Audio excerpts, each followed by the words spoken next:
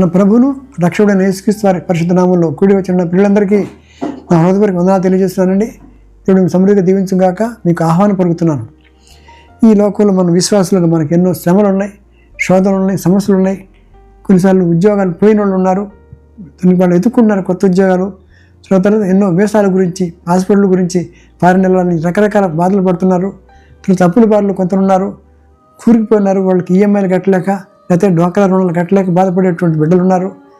ఇళ్ళు వాకిళ్ళు లేక ఉన్నారు, సొంత ఇళ్ళు కావాలని ఉన్నారు, రకరకాల సమస్యలు ఉన్నారు. కాబట్టి చింత ఎక్కువైపోయింది. ఇది ఎక్కువైపోయి బీపీ షుగర్ పెరిగిపోతుంది. కనుక వీళ్ళందరి కోసం దేవుడు కొన్ని లేఖనాలు చక్కగా పొందుపరిచాడు, భద్రపరిచాడు.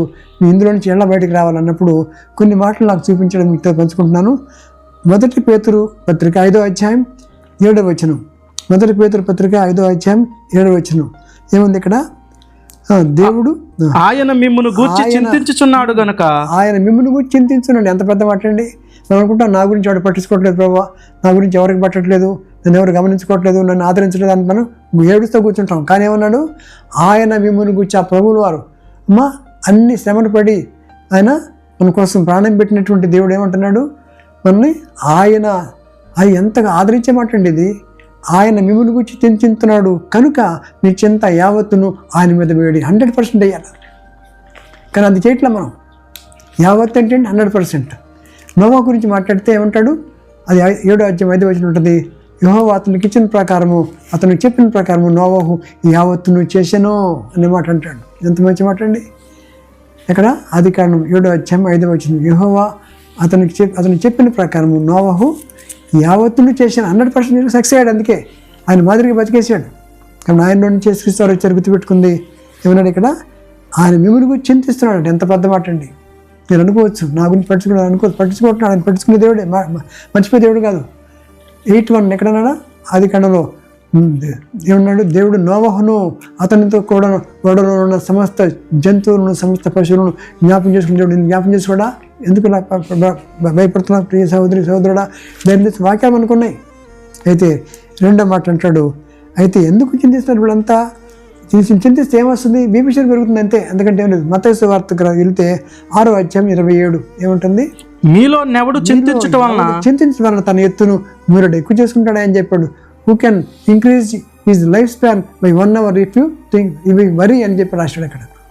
బై వరీయింగ్ ఉండటం వల్ల మీరు ఎవరు హైట్ అంట ఒక మోర్ అంటే క్యూబిట్ అని రాశాడు ఇంగ్లీష్లో. కానీ మోర్ అంటే 1.5 feet అండి.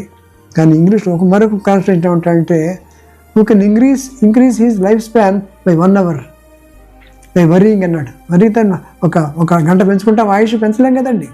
కాబట్టి ఏమిటి సొల్యూషన్ అంటే అని అంటున్నాడు. చూద్దానండి. అది ఫిలిప్పీ పత్రిక మంచి ఆన్సర్ చెప్తాడు. 4వ అధ్యాయం 6-7 వచనం, పేజ్ నెంబర్ 180 చదువు. దేనిని గూర్చి చింతపడకుడు కానీ, అంటే రోగం గురించి కానీ, అప్పుల బాధ గురించి కానీ, పిల్లల యొక్క చదువుల గురించి కానీ, రకరకాల సమస్యలు రోగాల గురించి కానీ, లేకపోతే ఆఫీసులో సమస్యల గురించి కానీ, ఉద్యోగం లేకపోవటం కానీ, లేకపోతే వ్యాపార నష్టం కానీ, పిల్లలు పుట్టకపోవటం కానీ, సమాధానం లేక కొట్లాటలు కానీ, ఆస్తి తగాదాలు కానీ, కోర్టు కేసులు కానీ, ఏమన్నా నీకు అక్కర్లా. దేనిని గురించి మీరు చింతపడకుడి కానీ ప్రతి విషయంలోనూ ప్రార్థన విజ్ఞాపనల ద్వారా కృతజ్ఞాపూర్వకమైన విన్నపమును దేవునికి తెలియజేయండి. విత్ థ్యాంక్స్ గివింగ్ చెప్పాలంట. కృతజ్ఞాపూర్వకమైన విన్నపం ఏం చేయమా? దేవునికి తెలియజేయండి. అప్పుడు సమస్త జ్ఞానమునకు మించిన దేవుని సమాధానము యేసుక్రీస్తు వలన మీ హృదయములకును మీ తలపులకును కావలిండును అని రాశాడు. చదవండి అన్నమాట. దేనిని గూర్చి చింతపడకుడు గాని ప్రతి విషయంలోనూ ప్రార్థన విజ్ఞాపనముల చేత కృతజ్ఞతాపూర్వకంగా మీ విన్నపములు దేవునికి తెలియచేయడి.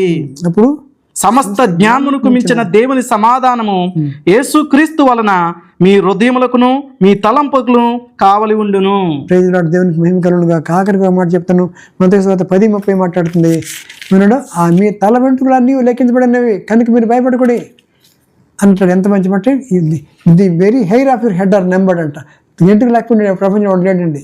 ఏ రాజులు చరిత్రకి లేదు, కనపడదు. ప్రెసిడెంట్కి ఎవరు లెక్క పెట్టట్లా. కానీ అన్నాడు విశ్వాసకి ప్రతి తల వెంట్రుక లేకపోతే the very hair of your head are numbered, don't worry, I'm with you. నేను వెంట్రుక గురించి ఎంత వరి అవుతున్నాయి దేవుడు, ప్రాణం గురించి నీ రక్షణ గురించి ఎంత వరి అవుతాడు. కాబట్టి ఏం అక్కర్లేదు. ఈ వాక్యాలతో మనం బలపడదాం, చింత ఏమవుతా ఆయన మీద వేద్దాం. అప్పుడు మనకి శాంతి సమాధానం వస్తుంది. అట్టి కృప ప్రభు మన దయచేయను గాక. Thank you very much. God bless. చిన్న ప్రార్థన. కలుగుతాయండి. ఎన్నో చింతలు ఉన్నాయి, రకరకాల ఉద్యోగాలు పోయినాయి కొంతమందికి, అయ్యా మరి వీసాలు రావట్లేదు, మనకి 2027 పోస్ట్పోన్ చేసి వరి అవుతున్నారు. టెన్షన్, భయం, ఆందోళన, అప్పుల భారం, ఈఎంఐలు కట్టాక, డాక్టర్ కట్టలేక తండ్రి మరి ఎంతోమంది బెదిరిస్తున్నారు, డబ్బు కట్టకపోతే చంపుతామంటున్నారు. కానీ ఒంటరితనంతో బాధపడుతున్నారు, కుటుంబాలు విడిపోతున్నాయి, కలహాలు వచ్చేస్తున్నాయి. అయ్యా మరి రకరకాల ట్రాన్స్ఫర్ కాక ఉద్యోగాలు, ప్రమోషన్ రాక ఇబ్బంది పడుతున్నారు. ఈ కుటుంబం భార్య వచ్చాడు, భర్త వచ్చాడు బాధపడుతున్నారు, కుటుంబాలు ఉన్నారు. తండ్రి రోగాలతో బాధపడి తిరిగి లేవలేని పరిస్థితులు ఉన్నారు. ప్రభా తండ్రి ఇంక చనిపోతే మీరు అనుకుంటున్నారు. కానీ వీళ్ళందరికీ మీరు చెప్పే వాగ్దానం ఏంటంటే, అయ్యా మంచిగా చెప్పారు, మిమ్మల్ని కూడా చింతిస్తున్నాడు అయ్యా, మీరు ఎందుకు చింతపడతారు అని చెప్పి లేఖన బాగా ఎంతో మనం బలపరిచిన వందనాలు ఈ బిడ్డలందరినీ మీ చేతికి అప్పగిస్తున్నాం. ప్రభు ఆత్మహత్య చేసుకుని బెటర్ అనుకుంటున్నారు, కానీ వద్దయ్యా, మీరు వాడిని నరకానికి వెళ్ళిపోతారు కనుక వారిని బట్టి వారిని ఆదరించి ధైర్యపరిచి మేము ఆకర్షించి వారిని రక్షణ దయచేసి వారికి ప్రభా వారి కష్టాన్ని గట్టెక్కించి వారికి నెమ్మది శాంతి సమాధానంతో నింపని యేసుక్రీస్తు వారి పరిశుద్ధ నామములో అడిగి వేడుకుంటున్నాం తండ్రి. Amen. Thank you very much. God bless you.